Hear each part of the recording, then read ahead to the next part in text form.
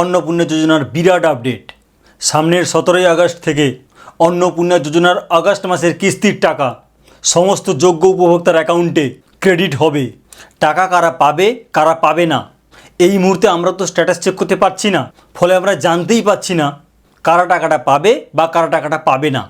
আজকের ভিডিওতে তোমরা জানবে ঠিক কী স্ট্যাটাস থাকলে 17ই আগস্ট থেকে তোমার ব্যাঙ্ক অ্যাকাউন্টে অন্নপূর্ণা যোজনার আগস্ট মাসের কিস্তির টাকা ঢুকবে, আর ঠিক কোন স্ট্যাটাস থাকলে 17ই আগস্ট থেকে তোমার ব্যাঙ্ক অ্যাকাউন্টে অন্নপূর্ণা যোজনার আগস্ট মাসের কিস্তির টাকা ঢুকবে না।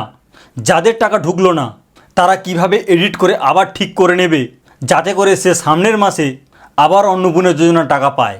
সুতরাং বন্ধুরা, বুঝতেই পারছো আজকের ভিডিওটা খুবই গুরুত্বপূর্ণ তোমাদের কাছে, যারা আগস্ট মাসে অন্নপূর্ণা যোজনার কিস্তির টাকা পাবে বা পাবে না। তাই ভিডিও শুরু থেকে শেষ পর্যন্ত বিনা স্কিপ করে ভালোভাবে দেখবে। আজকের ভিডিওটি খুব ইনফরমেটিভ। ভিডিওটি পছন্দ হলে লাইক দেবে আর আমাদের চ্যানেলকে অবশ্যই সাবস্ক্রাইব করবে। আমাদের চ্যানেলের নাম অস্মিতা এসডিএ টেক, আমি অভিজিৎ। তো বন্ধুরা, তোমরা সবাই জানো পশ্চিমবঙ্গ সরকার অলরেডি আগে থেকে ঘোষণা করে জানিয়েছে যে 17ই আগস্ট থেকে এই আগস্ট মাসের কিস্তির টাকা অন্নপূর্ণা যোজনাতে যারা যোগ্য তাদের প্রত্যেকের অ্যাকাউন্টে ঢোকা শুরু হবে।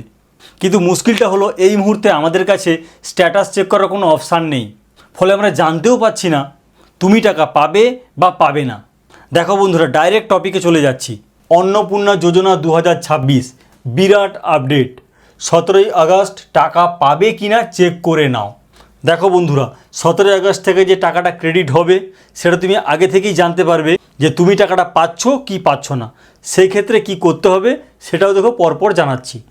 স্ট্যাটাস, এই মুহূর্তে তোমরা স্ট্যাটাস চেক করলে এইরকম অপশানগুলো পাবে, কিন্তু তুমি তো আর স্ট্যাটাস চেক করতে পারবে না। সেই জন্য তোমাকে কোথায় যেতে হবে? বিডিও অফিসে যেতে হবে। সেই বিডিও অফিসের আধিকারিকদের এন্ডে ওনারা যদি তোমাকে স্ট্যাটাসটা দেখায় তাহলেই তুমি জানতে পারবে তোমার অ্যাকচুয়াল স্ট্যাটাসটা কী। এখন কি অপশানগুলো আসছে স্ট্যাটাসে দেখো, এবং সেগুলোর প্রত্যেকটার মানে আমি বুঝিয়ে দিচ্ছি কোন ক্ষেত্রে টাকা পাবে এবং কোন ক্ষেত্রে টাকা পাবে না। আর যারা টাকা পাবে না তাদেরই বা কী করতে হবে যাতে করে আগামী দিনগুলোতে সে আবার টাকা পায়। 1. এনকোয়ারি পেন্ডিং, অর্থাৎ এই মুহূর্তে স্ট্যাটাস চেক করলে যদি এইরকম কিছু থাকে এনকোয়ারি পেন্ডিং, তাহলে সেক্ষেত্রে কি 17ই আগস্টে সে টাকা পাবে কি পাবে না? দেখো বন্ধুরা, পাবে না। অর্থাৎ এনকোয়ারি যদি পেন্ডিং থাকে তাহলে সে কখনোই টাকা পাবে না। পশ্চিমবঙ্গের মাননীয় মুখ্যমন্ত্রী শুভেন্দু অধিকারী মহাশয় কী ঘোষণা করেছেন? যারা যোগ্য উপভোক্তা হবে তারাই কেবলমাত্র অন্নপূর্ণা যোজনার টাকাটা পাবে। এখন যোগ্য উপভোক্তা পাবে তার গ্যারেন্টিটা কে দেবে? ভেরিফিকেশান।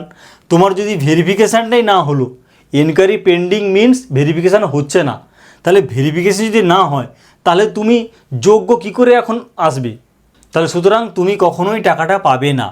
এখন এনকোয়ারি যদি পেন্ডিং থাকে তাহলে তোমাকে কি করতে হবে এইবার দেখো, খুবই গুরুত্বপূর্ণ। প্রবলেমটা না হয় বোঝা গেল, সলিউশনটা এবার দেখো।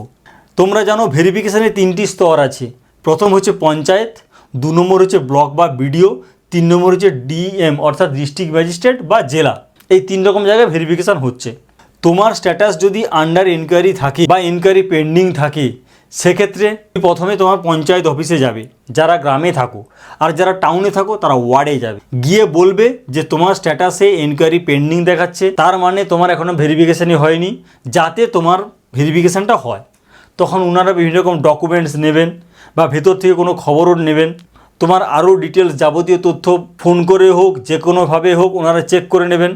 যদি মনে হয় যে হ্যাঁ তুমি যোগ্য একজন, সেক্ষেত্রে কিন্তু পঞ্চায়েত অফিস থেকে বিডিওতে রেফার করে দেবে এই ক্যান্ডিডেটটা অন্নপূর্ণা যোজনা পাওয়ার যোগ্য। মানে ইনিশিয়াল ভেরিফিকেশান পঞ্চায়েত করে নিল, সেখানে পজিটিভ হলো। এরপর বিডিও অর্থাৎ ব্লকে আবার তারা তাদের এন্ডে বিভিন্ন রকম ভেরিফিকেশান করবে ডকুমেন্ট রিলেটেড। যদি সেখানে পজিটিভ থাকে ওনারা আবার ফরওয়ার্ড করে দেবেন কোথায়? ডিএম অর্থাৎ ডিস্ট্রিক্ট ম্যাজিস্ট্রেট মানে জেলাতে। জেলা আবার ফাইনাল একটা ভেরিফিকেশান করে নেবে। এগুলো কিন্তু আমরা কেউই জানতে পারবো না কীভাবে কী ভেরিফিকেশান হচ্ছে। তোমরা মূলত জানতে পারবে এই পঞ্চায়েত বা বিডিওতে। এখানে যে ভেরিফিকেশান সেটা আমরা কেউই জানতে পারবো না। তো যাই হোক, এই ডিএমএ যখন ফাইনাল ভেরিফিকেশানটা হবে তখনই কিন্তু তোমার স্ট্যাটাসটা চেক হবে অ্যাপ্রুভড বা রিজেক্টেড।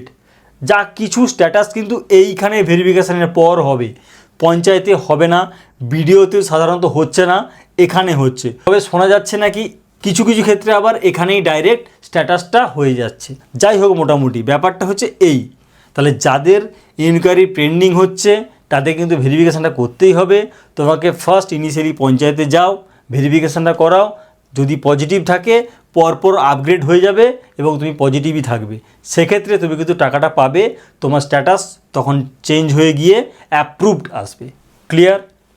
2, স্ট্যাটাস যদি অ্যাপ্রুভড থাকে, তাহলে এইমাত্র আমি তো বললাম অ্যাপ্রুভ থাকা মানে অ্যাকচুয়ালি তোমার ভেরিফিকেশানটা হয়েছে এবং সেই ভেরিফিকেশান তুমি একজন যোগ্য উপভোক্তা, অর্থাৎ তুমি টাকাটা পাবে। অর্থাৎ 17 আগস্ট থেকে যখন টাকাটা ঢুকবে, অন্নপূর্ণা যোজনার আগস্ট মাসের কিস্তির টাকা তোমার অ্যাকাউন্টে কিন্তু ডেফিনেটলি টাকাটা যাবেই। 3, নট অ্যাপ্লাইড ফর এওয়াই, যদি এরকম স্ট্যাটাস থাকে not applied for AY, AY মানে অন্নপূর্ণা যোজনা, তাহলে অন্নপূর্ণা যোজনাতে যদি নট অ্যাপ্লাইড এইরকম স্ট্যাটাস থাকে, তার মানে হলো অ্যাপ্লিকেশানে ভুল হয়েছে। নট অ্যাপ্লাইড মানে তুমি অ্যাপ্লাইটাই ঠিকঠাক হয়নি, তোর ওখানে ভুল হয়েছে। কি করে ভুলটা হতে পারে?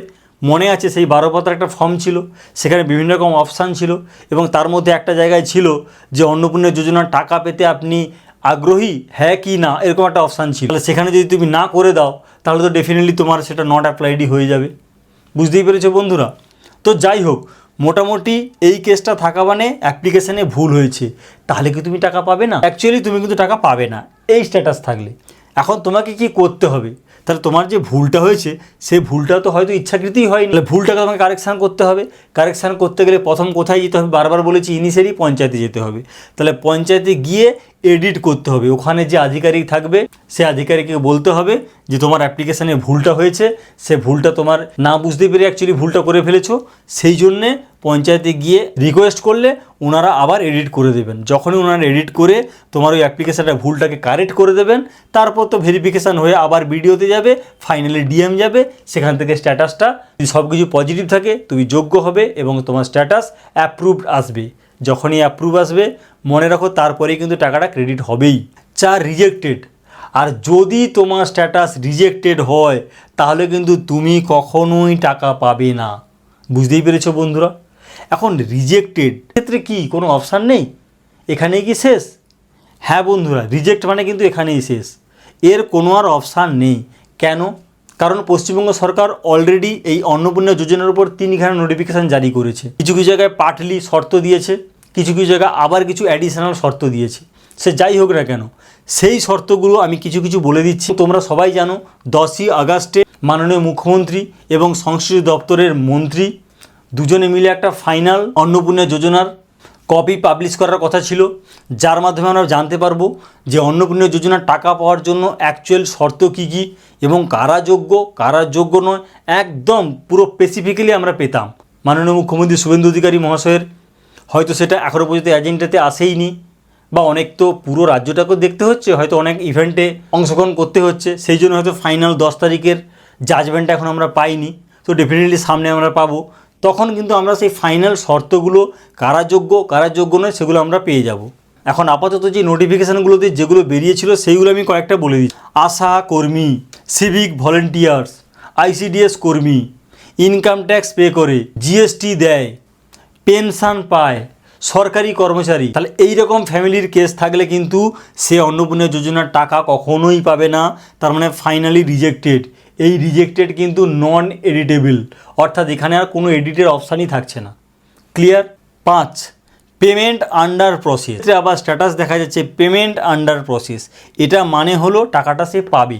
এখন তোমাদের মনে হতে পারে দুটো তো জিনিস একই রকম দাঁড়াচ্ছে, অ্যাপ্রুভড আর পেমেন্ট আন্ডার প্রসেস, অর্থাৎ 2 নম্বর আর 5 নম্বর, এই যে দুটো, এটা কি এক না আলাদা?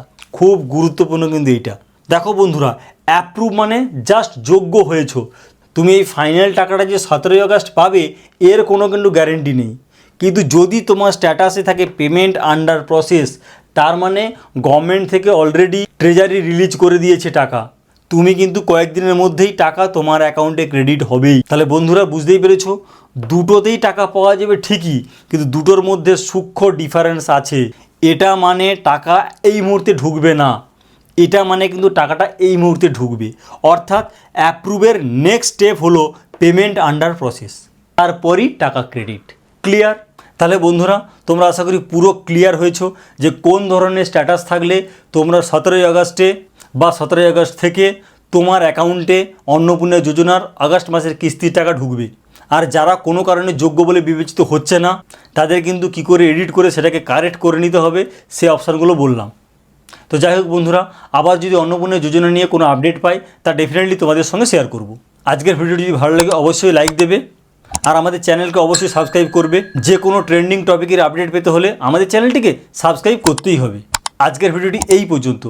Thank you.